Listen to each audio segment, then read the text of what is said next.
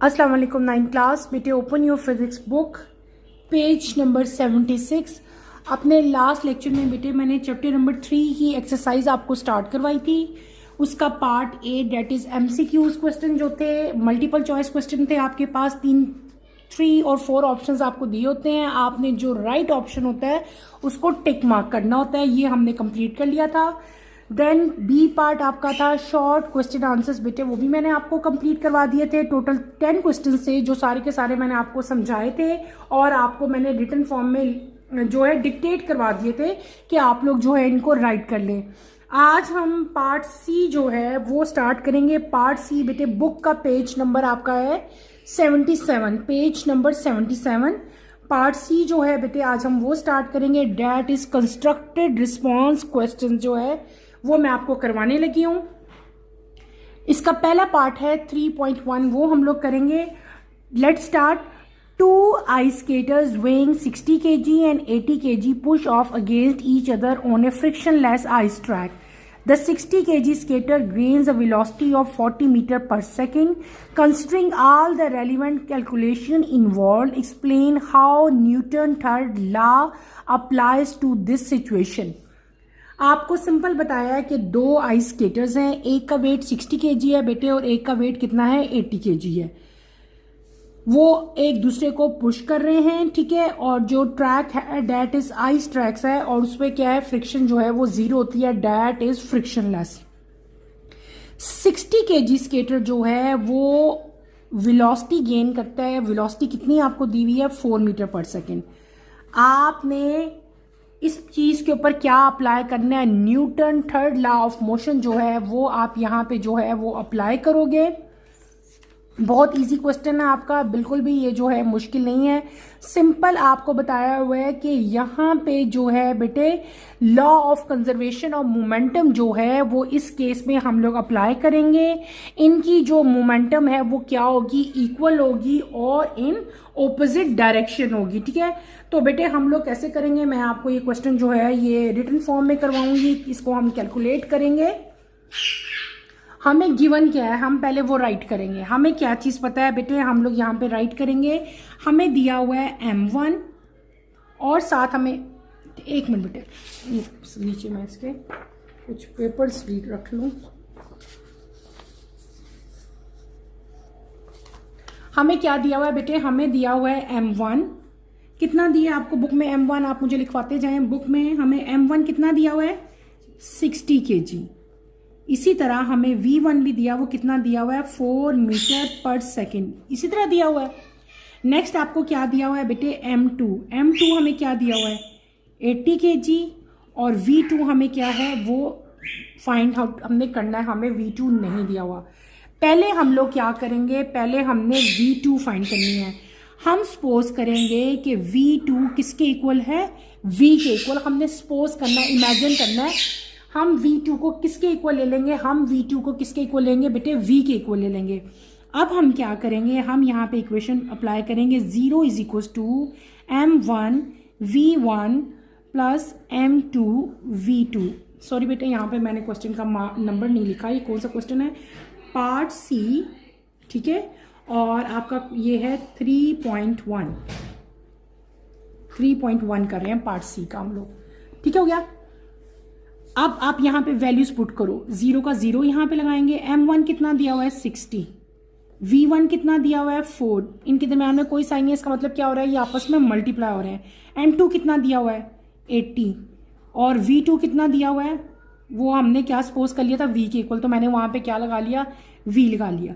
0 को यहीं पे रहने दो। 60 को 4 से मल्टीप्लाई करो, क्या आ जाएगा 240। 80 को v से मल्टीप्लाई करेंगे तो क्या आ जाएगा 80v। 0 को किसी भी चीज के साथ प्लस करेंगे तो वही आंसर आएगा ना। तो 80v को आप लोग इधर ले आओ। 80v को हम इधर ले गए क्योंकि हमने v की वैल्यू फाइंड करनी है। ये यहाँ पे क्या है प्लस, वहां पे जाके क्या हो गया माइनस, और यहाँ पे क्या आ गया 240 आ गया। आपने किसकी वैल्यू फाइंड करनी है बेटे, v की वैल्यू फाइंड करनी है। v को यहीं पे रहने देते हैं। 80 यहाँ पे क्या हो रहा है मल्टीप्लाई, वहां पे जाके क्या हो जाएगा डिवाइड। 0 से 0 कट गया, 8 3 = 24। तो आपकी v की वैल्यू क्या आ गई -3। तो ये आपका क्या आ जाएगा, v हमारे पास ये कौन सा v आ गया, ये हमारे पास v2 आ गया। हमने क्या फाइंड कर लिया, v2। इसको हमने v2 को v सपोज किया हुआ था ना हमने, तो ये हमारी v2 की वैल्यू आ जाएगी, क्या आ जाएगी, 3 मीटर पर सेकेंड। Is that clear. ये क्या आ गई, हमारी v2 की वैल्यू आ गई। अब हमने क्या करना है बेटे, यहाँ पे हमने अब आपने लिखना है मोमेंटम। अब हम लिखेंगे, यहाँ पे आप लोग लिखोगे मोमेंटम ऑफ 60 kg स्केटर। ठीक है, मोमेंटम ऑफ हम क्या यहाँ पे मेंशन कर देंगे, मोमेंटम ऑफ 60 kg स्केटर। यहाँ पे हम लिखेंगे कितनी थी, अभी आपको मैंने बताया वो क्या थी, m1v1। ठीक है, उस क्या वैल्यू है उसकी, m1v1। वो किसके इक्वल है, 60 मल्टीप्लाई बाय 4। 60 को 4 से मल्टीप्लाई करो तो क्या आता है, 240। ये इसका वेट है ना, तो यहाँ पे kg आएगा, kg मीटर पर सेकेंड।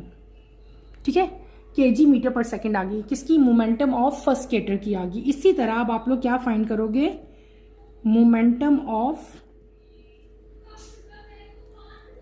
80 kg स्केटर हम फाइंड करेंगे, जिसका वेट कितना था, 80 kg, SK8। ठीक है, वो कितना हम फाइंड करेंगे, क्या है हमारा, m2v2। ठीक है, m2v2, m2 की वैल्यू क्या है, 80। v2 की वैल्यू अभी हमने फाइंड आउट कर ली, क्या आई थी, -3। अब आपको पता चला v2 की वैल्यू मैंने क्यों फाइंड की है, क्योंकि मुझे यहाँ पे v2 की वैल्यू जो है वो रिक्वायर्ड थी, हमने यहाँ पे पुट करनी थी, इसलिए हमने पहले v2 फाइंड कर लिया। तो v2 हमारा क्या आया, -3 आया। इन दोनों को जब हम लोग मल्टीप्लाई करेंगे तो हमारी रिक्वायर्ड वैल्यू क्या आ जाएगी बेटे, 83 सा क्या होता है, 240। ठीक है, और ये माइनस है, यहाँ पे माइनस आएगा, kg मीटर पर सेकेंड। अब अगर आप लोग गौर करो तो बेटे क्या हुआ कि इस केस में दोनों की मोमेंटम जो है वो सेम आई, क्या आई, इक्वल आई। देखो ये भी 240 है, ये भी 240 है, गौर करो 240 आई, इसका मतलब है कि दोनों की मोमेंटम जो है वो सेम होगी, लेकिन क्या होगी, इन ऑपोजिट डायरेक्शन होगी। ये माइनस साइन जो है ये इस चीज को रिप्रेजेंट कर रहा है कि डायरेक्शन जो है उनकी मोमेंटम की वो क्या होगी, ऑपोजिट होगी। Is that clear. ये हमारा हो गया पार्ट सी का पहला क्वेश्चन 3.1 जो है ये मैंने आपको सॉल्व करके दिखा दिया। अब हम अपने अगले क्वेश्चन की तरफ चलेंगे। ठीक है, नेक्स्ट क्वेश्चन हम लोग करेंगे, 3.1 कंप्लीट हो गया, 3.2 की तरफ हम जा रहे हैं। अब लेट्स स्टार्ट विथ 3.2। 3.2 पे आते हो आप लोग। Inflatable air bags are installed in vehicles as safety equipment. In terms of momentum, what is the advantage of airbags over seat belt? Vehicles यानी कि डिफरेंट टाइप के जो ऑटोमोबाइल्स हैं, डिफरेंट टाइप की जो गाड़ियां हैं, वहां पे सेफ्टी इक्विपमेंट की जगह जो है वो क्या यूज होते हैं, एयर बैग जो हैं वो इंस्टॉल किए जाते हैं। तो आपसे पूछा गया है कि air bags over seat belt, दो चीजें हैं ना, दोनों चीजें हमारी सेफ्टी के लिए यूज हो रही हैं, एक सीट बेल्ट और एक क्या बेटा यूज हो रहा है, एयर बैग्स। तो जो इन दोनों के एडवांटेज क्या हैं, ठीक है, ये चीज आपने बतानी है। तो seat belts are the belts. Seat belts पहले आप बताओगे सीट बेल्ट्स क्या होती हैं बेटे। सीट बेल्ट्स क्या है, सबको पता है ना सीट बेल्ट्स क्या है। सीट बेल्ट्स एक बेल्ट्स हैं जो कि सीट पे इंस्टॉल होती हैं और कनेक्ट होती हैं किसके साथ, ये बेल्ट्स कनेक्टेड होती हैं किसी भी गाड़ी, जो भी आपका व्हीकल है उसकी सीट के साथ ये अटैच होती हैं। ये बेल्ट्स किसी भी जो बॉडी का जो अपर पार्ट है उसको फॉरवर्ड होने से, ड्यू टू इनर्शिया की वजह से जब भी गाड़ी स्टार्ट होती है या गाड़ी रुकती है तो हम लोग क्या करते हैं, फॉरवर्ड मूव करते हैं। ऐसे ही होता है ना, एकदम झटके से हम लोग आगे जाते हैं, एकदम गाड़ी अगर रुक जाए तो। अगर हमने सीट बेल्ट लगाई होती है तो हम लोग क्या रहते हैं, उसी पोजीशन पे रहते हैं, फिर हम फौरन से आगे नहीं होते। ठीक है, तो सीट बेल्ट जो है वो क्या करती है बेटे, आप क्या लिखोगे, the belt stop the upper body parts of passenger to move forward due to inertia. और इस वजह से सीट बेल्ट जो है वो क्या करती है, सीरियस इंजरी से जो है वो किसी भी पैसेंजर को सेफ रखती है, महफूज रखती है। अब बात आती है एयर बैग्स की, दोनों को आपने अलग अलग बता देना है। एयर बैग जो हैं ये सप्लीमेंटल टूल्स हैं जो कि किसी भी व्हीकल की जो इफेक्टिवनेस है या उसकी सेफ्टी सेफ्टी है वो क्या करते हैं, उसको इन्हांस करते हैं मजीद, ठीक है। एयर बैग जो है वो इंक्रीज कर देते हैं टाइम को इंक्रीज कर सकते हैं, किस टाइम को, with which the force act during a collision. Collision का मतलब क्या होता है, टकराना। देखो कोई खुदा ना खास्ता एक्सीडेंट होता है, आपकी गाड़ी जो है कब किसी चीज के साथ टकराती है तो आप एकदम जो है आगे अपनी विंड स्क्रीन पे लग सकते हो, गाड़ी का डैशबोर्ड है उसके ऊपर जो है आप कोलाइड करके लग सकते हो। तो एयर बैग जो है वो उस चीज को क्या करेगा, उस चांसेस को जो है रिड्यूस कर देगा। एयर बैग खुलेगा, खुलने में टाइम लगाएगा और आप आहिस्ता आहिस्ता जो है एयर बैग के साथ जो है आप टकराओगे। उससे क्या हो जाएगा कि टाइम जो है वो क्या हो जाएगा, टाइम इंक्रीज हो जाएगा एयर बैग की वजह से।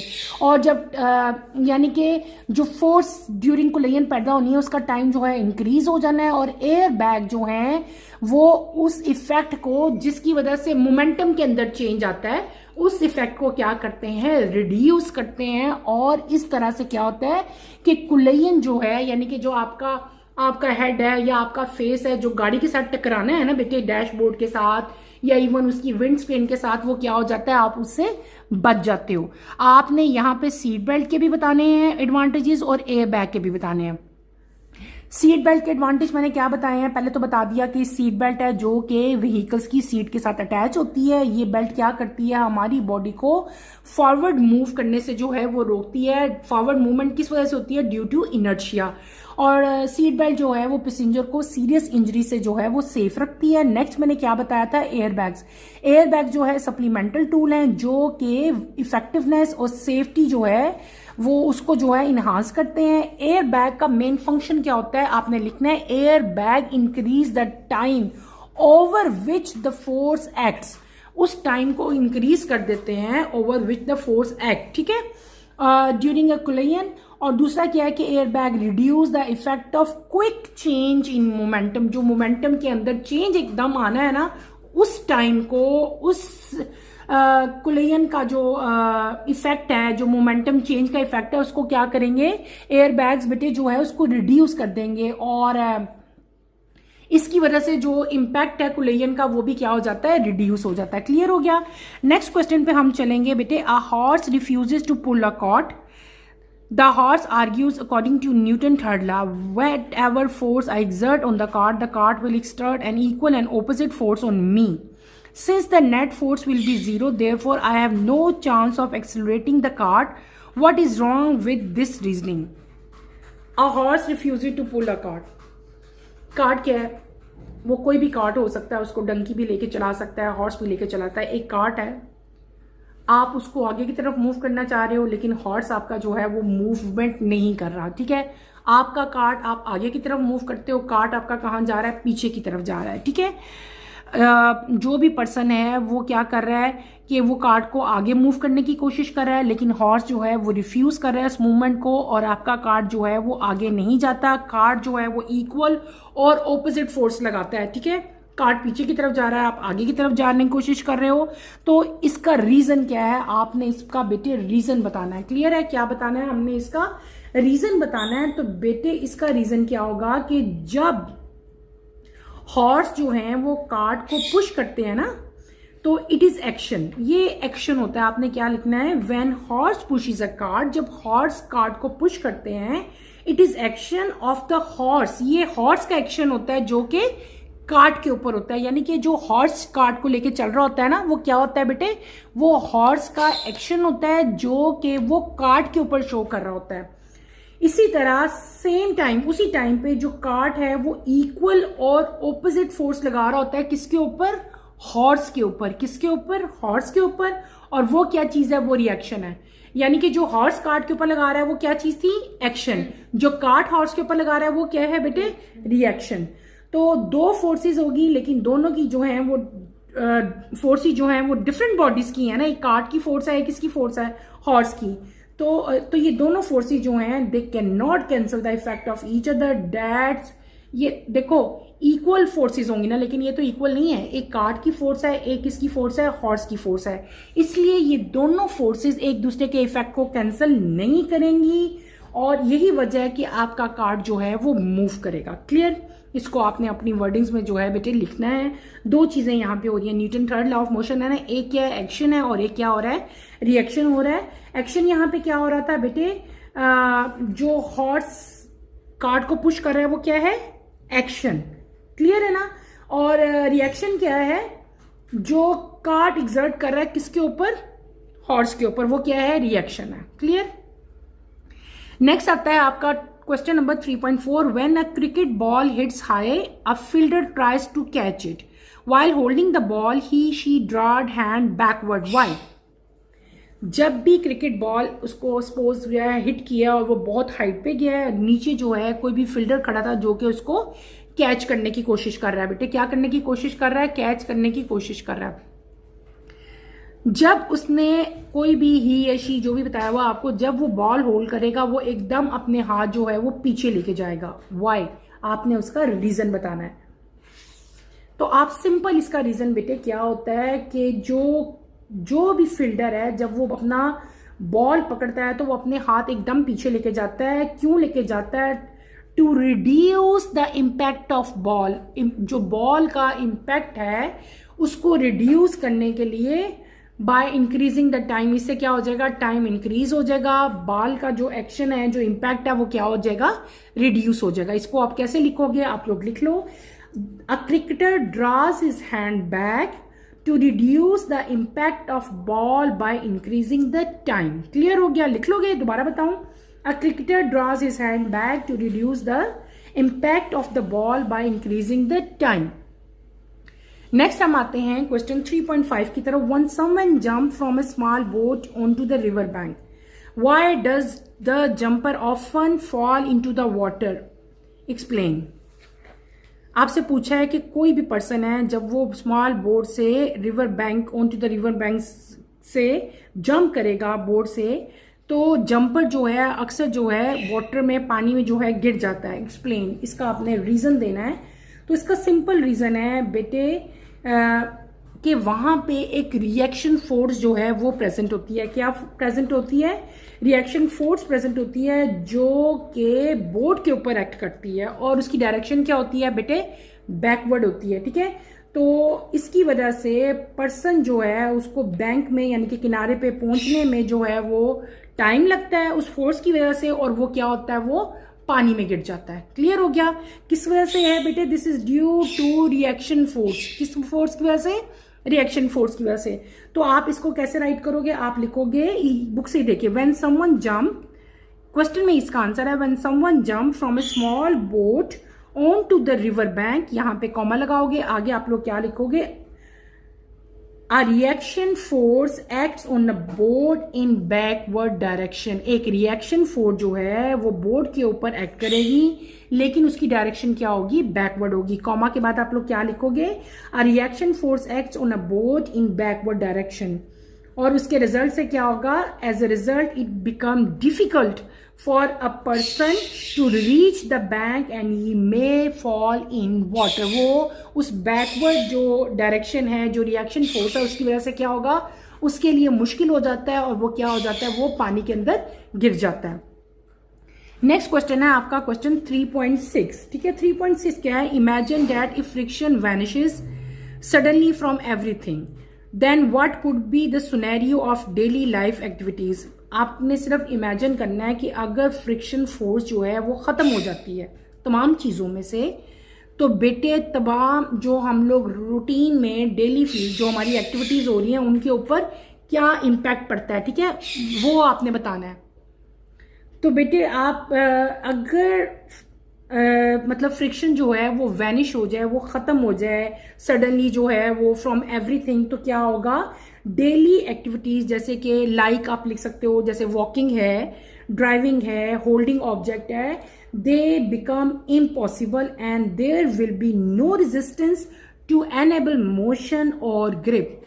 अगर फ्रिक्शन खत्म हो जाए तो हमारी डेली रूटीन के जितने भी काम हैं, सपोज कौन से मैंने बताया, जैसे कि वॉकिंग है, ड्राइविंग है और होल्डिंग, यानी कि जो चीजें हम पकड़े हैं, जैसे मैंने अपने हाथों में ये बॉल पॉइंट पकड़ा है, तो बेटे ये सब चीजें क्या हो जाएंगी, इम्पॉसिबल हो जाएंगी, क्योंकि वहां पे रेजिस्टेंस नहीं रहेगी जिस रेजिस्टेंस की वजह से हम एक मोशन या ग्रिप रख सकते हैं किसी भी चीज के ऊपर। ये जो मैंने अपने हाथों से एक बॉल पॉइंट को होल्ड किया है ना, ये होल्ड जो है ये खत्म हो जाएगा। तो आप क्या लिखोगे, there would be no resistance to enable motion और ग्रिप। क्लियर हो गया। पार्ट सी हमारा बेटे कंप्लीट हो गया। मैंने आपको ये सारे के सारे जो हैं समझा दिए। इनको आपने अपनी वर्डिंग्स में लिखने हैं, लेकिन फिर भी अगर आपको लिखने ना आए तो फील फ्री टू आप मेरे से क्वेश्चन कर सकते हैं। मैं आपको जो है दोबारा बता दूंगी या आपको लिखवा दूंगी ताकि आप लिख लेना। पार्ट डी है आपका कंप्रीहेंसिव क्वेश्चंस। आपसे 6 पार्ट्स हैं, आपने इनके कंप्रीहेंसिव जो है आंसर देने हैं। कंप्रीहेंसिव मीन कि ये शॉर्ट क्वेश्चंस नहीं है, बल्कि क्या है, ये लॉन्ग इनके जो हैं आपने आंसर्स देने हैं, डिटेल से इनको बताना है। Explain the concept of force by practical example. अपनी बुक के स्टार्ट में आए बेटे, आपको इस बुक के स्टार्ट में नहीं, सॉरी, चैप्टर के स्टार्ट में आए। चैप्टर के स्टार्ट में हमने क्या पढ़ा था, हमने पढ़ी थी फोर्स। ठीक है, फोर्स पे आओ आप लोग। क्वेश्चन आपका क्या है, explain the concept of force by practical example. तो आप इस चैप्टर के स्टार्ट में आओगे, स्टार्ट में अगर आओ तो वहां पे जो है हमें फोर्स आपका जो पूरा लिखा हुआ है, ठीक है। फोर्स में आपका यहां पे डायनेमिक्स आएगा बेटे, ये आएगा concept of force, type of force, ठीक है, कॉन्टैक्ट फोर्सेस और ये सारी फोर्सेस आएंगी, ठीक है। और फिर नेक्स्ट में आपने क्या लिख देना, फोर्स को डिफाइन करना है। फोर्स के बाद ये है फोर्स, ठीक है। फोर्स के बाद आप लोग क्या डिफाइन करोगे इस क्वेश्चन में, आपने फोर्स को बता दिया। फोर्स के बाद आपने फंक्शन ऑफ फोर्स बताने हैं और यूनिट ऑफ फोर्स बताने हैं। यूनिट ऑफ फोर्स क्या है, मैंने आपको बताया था, दैट इज न्यूटन, ठीक है। इस क्वेश्चन में सिर्फ और सिर्फ आपने क्या डिफाइन करना है, आपने डिफाइन करना है, आपका क्वेश्चन क्या है बेटे इसमें, explain the concept of force by practical examples. आपने जो है इसकी एग्जांपल्स भी देनी है, ठीक है। मैंने आप लोगों को स्टार्ट में जो है फोर्स हमने पढ़ा था, वही आपने फोर्स को डिफाइन करना है और फोर्स की जो है आप लोग जो भी एग्जांपल्स आपको याद हैं, ठीक है, वो आप सारी की सारी जो है यहाँ पे राइट करोगे। बिल्कुल चैप्टर के स्टार्ट में हमने यहाँ पे कंसेप्ट ऑफ फोर्स पढ़ा था, ठीक है। यहाँ पे इसकी एग्जाम्पल्स भी आपको मिल जाएंगी, वो एग्जाम्पल्स आप इसमें राइट करोगे। क्लियर हो गया। अब हम चलते हैं अपने नेक्स्ट क्वेश्चन की तरफ। नेक्स्ट क्वेश्चन हमारा क्या है, नेक्स्ट क्वेश्चन बेटे क्वेश्चन नंबर 2 आपका है, describe Newton law of motion. बेटे न्यूटन लॉ ऑफ मोशन आपका क्वेश्चन नेक्स्ट है, न्यूटन लॉ। इसमें आपका आंसर क्या लिखोगे आप लोग, मैं आप लोगों को बता देती हूँ। मैंने आप लोगों को न्यूटन लॉ जो है वो अच्छी तरह से जो है वो एक्सप्लेन किया था। न्यूटन लॉ ऑफ मोशन पीछे और बुक के बेटे, यहाँ पे आपका आंसर होगा, मैं आपको बता देती हूँ। न्यूटन लॉ ऑफ मोशन जो है हमने डिटेल से पढ़ा था, लेकिन फिर भी मैं आपको दिखाती हूँ। आपकी बुक के बिल्कुल इधर स्टार्ट में होगा, ये देखें, ये है Newton law of motion. Question में क्या पूछा हुआ है, describe Newton's laws of motion. Laws mean तीनों लॉज को आपने जो है, ये है पेज नंबर 57 पे इसका आंसर है, Newton's laws of motion. First law of motion, फिर आपका सेकंड लॉ ऑफ मोशन आता है और फिर आपका क्या आ जाता है, Newton third law of motion आ जाएगा इसमें। क्लियर है। नेक्स्ट आपका आता है define momentum and express second law of motion in terms of change in momentum. Momentum पे आओ, यहाँ पे आपका टॉपिक था, हमने उसको पढ़ा भी था और इसकी इक्वेशन ही मैंने आपको ड्राइव करवाई थी, याद आया। ये है मोमेंटम बेटे, पेज नंबर 69 पे आप आए, ये है मोमेंटम एंड इम्पल्स। और ये यहाँ तक के मोमेंटम में और फोर्स में जो है वो क्या एंड पे हमने पढ़ा था, ये सारी इक्वेशन मैंने आपको ड्राइव कराई थी। तो बेटे यहाँ तक जो है ये इसका आंसर है। नेक्स्ट क्वेश्चन आपका क्या लिखा हुआ है, नेक्स्ट क्वेश्चन है आपका state and explain the principle of conservation of momentum. वो मैंने आपको बता दिया। क्वेश्चन नंबर 3.5 है आपका, describe the motion of A block, describe the motion of A block on the table taking into account बेटे the friction between two surfaces. What is the static friction and kinetic friction? आपको उन्होंने simple क्या बताया, आपसे static friction और kinetic friction. आपने पहले जो है इस क्वेश्चन में स्टैटिक फ्रिक्शन की जो है ना, ये दोनों फ्रिक्शन जो है दीज आर, ये क्या है, ये स्लाइडिंग फ्रिक्शन है। यहाँ पे क्या हो रहा है, यहाँ पे आपको जो एग्जांपल दी हुई है कि मोशन ऑफ ए ब्लॉक, ठीक है, जो मोशन ऑफ ए ब्लॉक है जो टेबल पे हो रही है उसका पूछा हुआ है। वो बेसिकली क्या है, डेट इज स्लाइडिंग फ्रिक्शन। आपकी बुक में स्लाइडिंग फ्रिक्शन लिखी हुई है। आप यहाँ पे पहले क्या राइट करोगे बेटे, आपने यहाँ पे पहले स्लाइडिंग फ्रिक्शन की डेफिनेशन लिखनी है। फिर हमने क्या बताना है कि स्लाइडिंग फ्रिक्शन को हमने दो कैटेगरीज में डिवाइड किया है, that is static friction and kinetic friction. दोनों को आपने अलग अलग डिफाइन करना है और इसको जो एग्जांपल उन्होंने आपसे पूछी हुई है उसके लिहाज से आपने इसको एक्सप्लेन करना है। पीछे आओ इसी पेज पे बेटे, इसी टॉपिक पे अगर अपनी बुक के आए, मैं आपको बताऊं आपकी बुक में ये है और हम इसको डिटेल से पढ़ चुके हैं। ये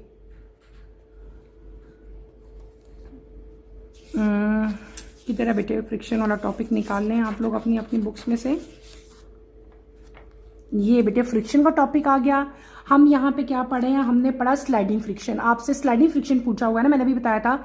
sliding friction consist of two categories, उसको हम दो कैटेगरीज में डिवाइड करते हैं, स्टैटिक और कौन सी आती है, काइनेटिक।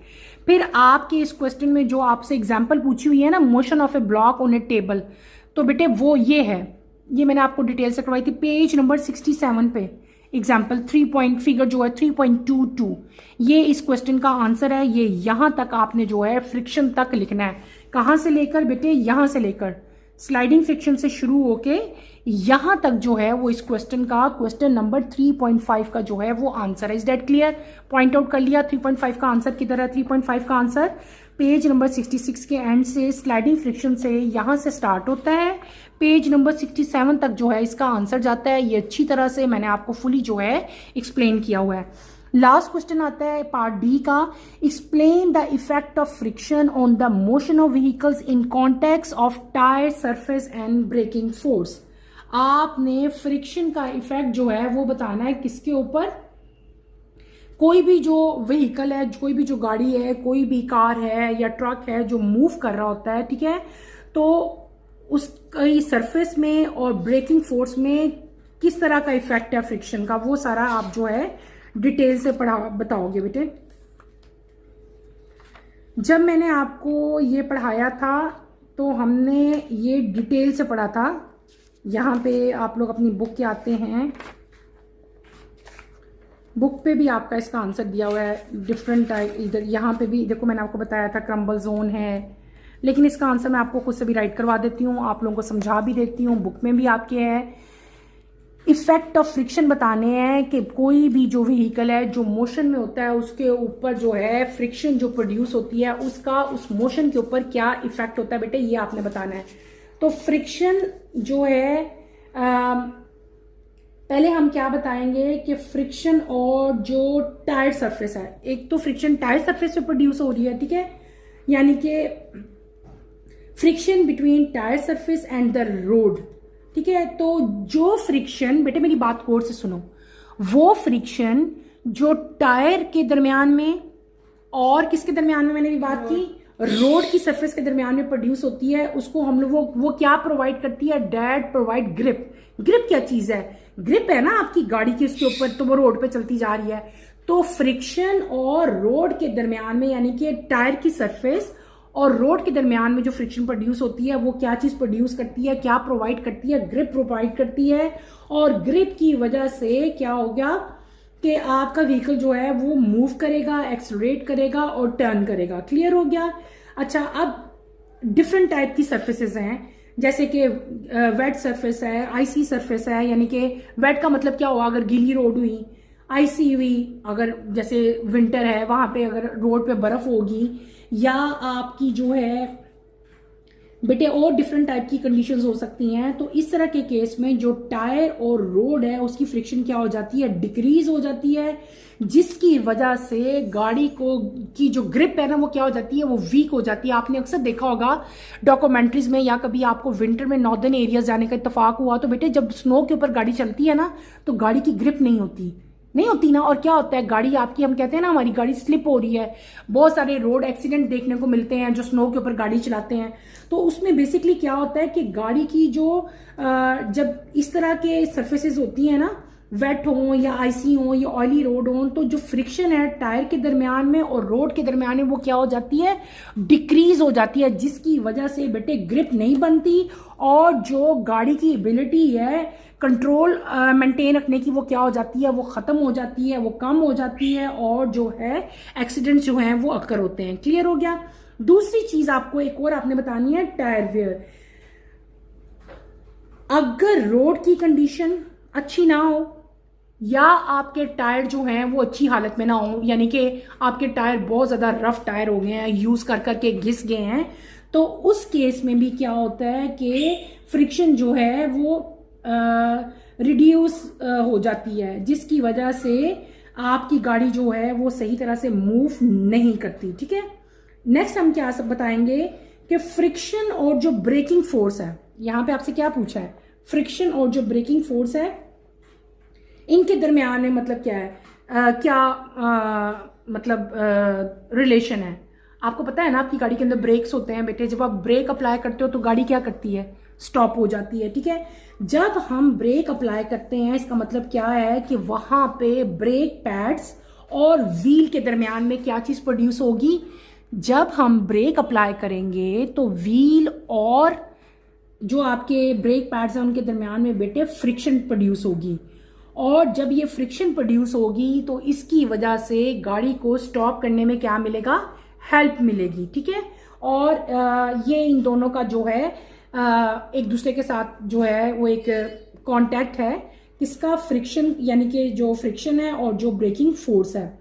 इसके अलावा और भी बहुत सारे पॉइंट्स हो सकते हैं बेटे के जो व्हीकल्स है उनकी मोशन पे फ्रिक्शन का क्या इफेक्ट होता है। मैंने आपको काफ़ी सारे फैक्टर जो हैं वो डिटेल्स में बताए हैं, लेकिन इसके आपको ये काफ़ी लेंथी और ज़रा कंफ्यूजिंग का क्वेश्चन है, इसलिए मैं कोशिश करती हूँ कि आपको पॉइंट वाइज जो है वो रिटन फॉर्म में बता दूँ कि इस क्वेश्चन में आप लोग क्या कुछ जो है वो राइट कर सकते हो। तो लेट स्टार्ट, आप लोग मेरे साथ ये क्वेश्चन जो है वो यहाँ पे कंप्लीट करेंगे। हम करेंगे यहाँ पे, हम पहले क्या क्वेश्चन का नंबर राइट कर लेते हैं। ये है पार्ट डी।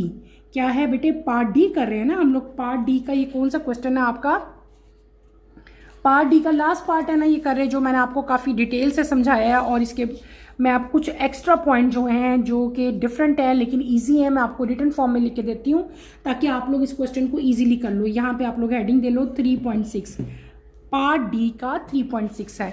इस क्वेश्चन में बेटे मैं आपको एक इजी मेथड जो है इसका बताती हूँ कि आप इसको कैसे राइट कर सकते हो। सबसे पहले तो आपने अपने क्वेश्चन में क्या करना है, फ्रिक्शन की हेडिंग देनी है। मैं आपको पॉइंट्स में बता रही हूँ। ठीक है। आप लोग क्या करोगे, फ्रिक्शन की हेडिंग दोगे, फ्रिक्शन को आप लोग अच्छी तरह डिटेल से जो है इसको डिफाइन करोगे।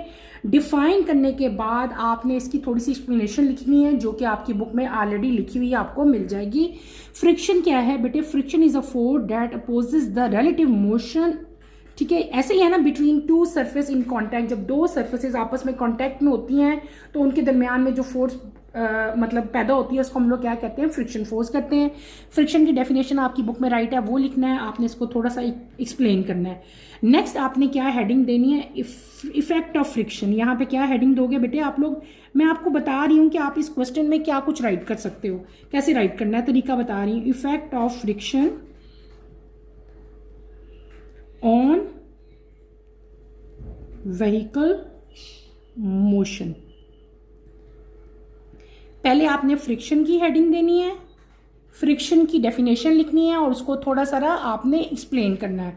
उसके बाद आपने अगली हेडिंग देनी है, effect of friction on vehicle motion. इसमें आपने 3 पॉइंट्स लिखने हैं। पहला पॉइंट हम लिखेंगे traction, traction and acceleration. Clear. इस चीज में आप लोग क्या लिखोगे बेटे, इसमें आप लोग लिख लोगे कि जो फ्रिक्शन है टायर और जो रोड के दरमियान में होती है उसकी वजह से व्हीकल के अंदर एक्सेलरेशन प्रोड्यूस होती है या डी एक्सेलरेशन प्रोड्यूस होती है, या आपके व्हीकल की जो है वो क्या डायरेक्शन जो है वो चेंज होती है। यानी कि फ्रिक्शन फोर्स जो है वो तमाम तरह की जो नेसेसरी ट्रैक्शंस होती हैं उनको हम लोग कंबाइनली ट्रैक्शंस कहते हैं सब चीज़ों को। ठीक है।